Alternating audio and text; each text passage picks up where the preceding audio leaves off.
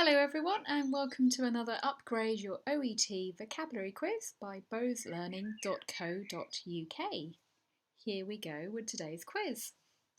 If your patient is suffering from hay fever, do they have a temperature, have an allergy to pollen, or have an allergy to dairy because cows eat hay in the winter?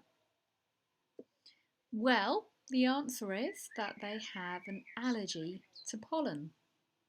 Even though we call it hay fever, it's not actually a fever. It's actually an allergy. Pollen, if you're wondering, is the yellow bits in a flower that are used to germinate a flower, and they are the things that stick onto bees and insects when they go for honey, and then the bees go to another flower and they pollinate the flowers, and this is pollen or pollen. You can say it both ways. So, what are the symptoms of hay fever then? Well, according to the NHS, hay fever is usually worse between late March and September. This is in the UK, of course, and Europe. It's be slightly different in other countries.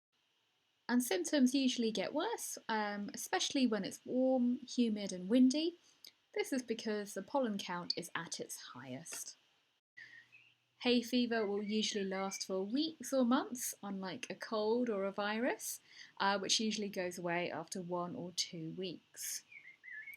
What are the symptoms then? So, the symptoms of hay fever include sneezing and coughing, a runny or blocked nose. If you remember our quiz last time, we were looking at different kinds of symptoms connected to the nose.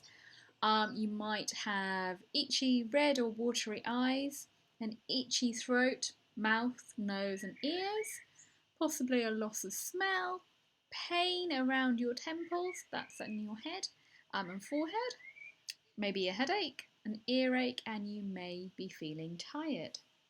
So what can you do about it then? Well, here are some recommendations which you can also tell your patients about.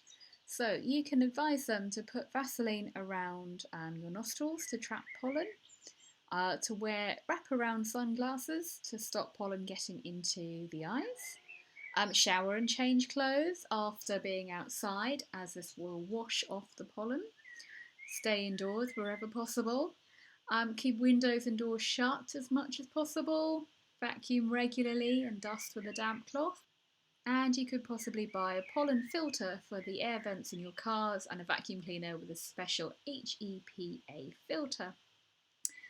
Something else you could do, or you could tell your patients to do, is to speak to the pharmacist if they have hay fever, because a pharmacist can advise and suggest the best treatments like antihistamine drops, tablets or nasal sprays, and these will help with itchy and watery eyes and sneezing and a blocked nose.